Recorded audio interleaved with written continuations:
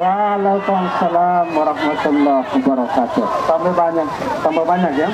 Bismillahirrahmanirrahim. Wassalatu wassalamu ala asyrafil anbiya wal mursalin wa ala alihi washabbihi ajma'in. Amma ba'du. Para ulama dan habaib yang saya hormati, ada Habib Muhammad, ada Kiai Haji Sobri Lubis dan kawan-kawan semua, ibu-ibu dan bapak sekalian yang tidak bisa saya sebutkan satu-satu. Ada aktivis Marwan Batubara juga, ada ketua tim hukum nasional Ari Yusuf Amir, ada ketua Timnas Habib, kapten Timnas Habib Alaidrus dan lain sebagainya, Tauki Alaidrus. Ibu-ibu dan bapak sekalian, hari ini tim hukum nasional sudah menyampaikan kesimpulan dan tambahan bukti yang makin menguatkan bahwa insya Allah permohonan kita dikabulkan. Amin. Amin. Amin. Jadi yang saya dengar adalah dari sisi hukum insya Allah kita kuat, kita menang. Tetapi bagaimanapun kita membutuhkan penguatan terhadap hakim-hakim Mahkamah Konstitusi. Karena hakim-hakim tersebut konon katanya takut. Takut apa? Takut akan intervensi kekuasaan. Allahu Akbar. Jadi tadi saya ditanya wartawan, kenapa ada demo di depan patung ini? Kita maunya demo di depan Mahkamah Konstitusi, tetapi sejak zaman Presiden Now, demo di depan istana dan Mahkamah Konstitusi dilarang. Walaupun sesungguhnya itu hak konstitusional kita. Ya. Saya katakan ini adalah aspirasi publik, bukan bentuk tekanan terhadap Mahkamah Konstitusi. Ini adalah aspirasi publik. Kenapa saya katakan aspirasi publik? Karena MK butuh dikuatkan dan diyakinkan untuk terus berada di jalan yang baik dan lurus. MK sumber masalah.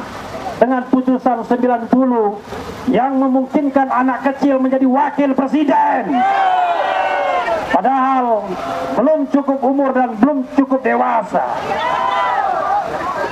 Nabi Muhammad saja yang dijuluki Al-Amin baru menjadi Rasul ketika usia 40 tahun. Ini masih kecil mau jadi wakil presiden, mau memimpin negeri sebesar ini. Karena itu kami yakin seyakinnya sidangan, ternyata penetapan Gibran Rakabuming sebagai calon wakil presiden bertentangan dengan hukum dan konstitusi. Kenapa begitu? Karena peraturan KPU yang menjadi prosedur untuk mendaftar sebagai calon wakil presiden tidak dipenuhi oleh Gibran. Pada waktu pendaftaran, Gibran Rakabuming masih ada peraturan KPU yang menyebutkan usia harus 40 tahun. Dan itu belum diubah. Mengapa ini penting? Ternyata ada konspirasi dengan KPU yang begitu aktifnya agar Gibran mencalonkan diri.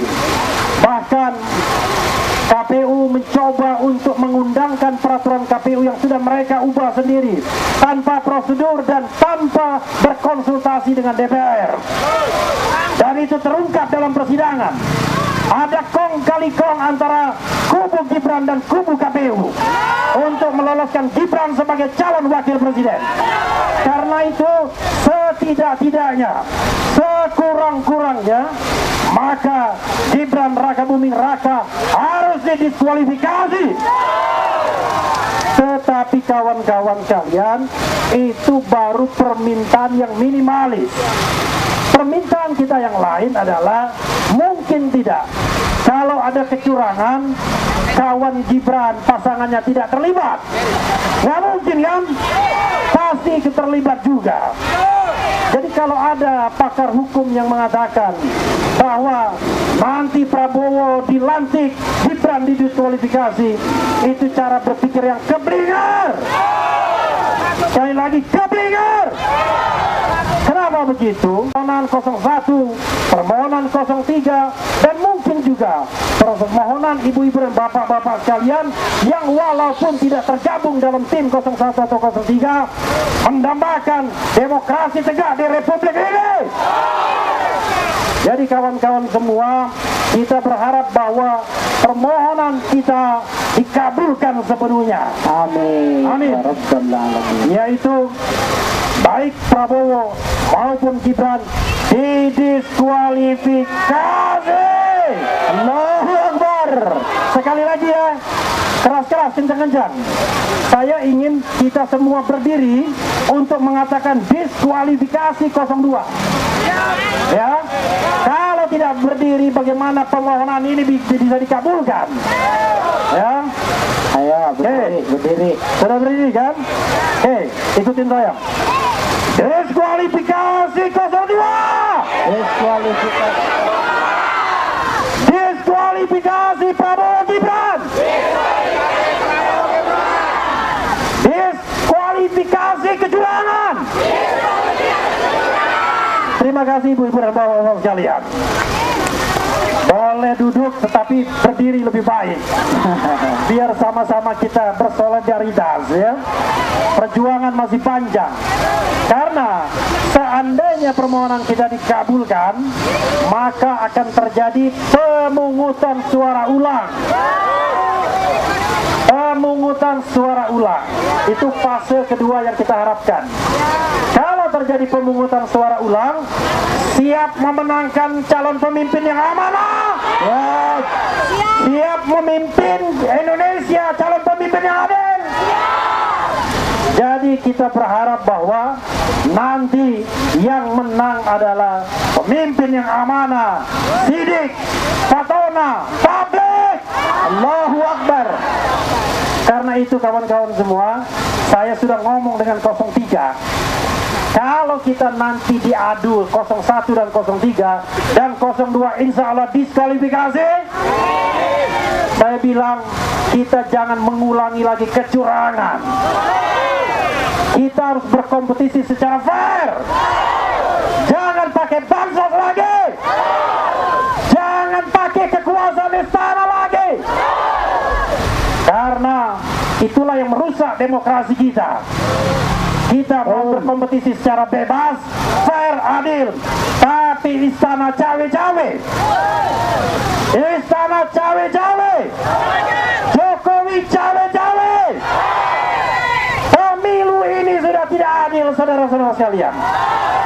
Karena itu nanti saatnya kalau ada pemungutan suara ulang, insya Allah kita harus menjadi pemenang tanpa kecurangan.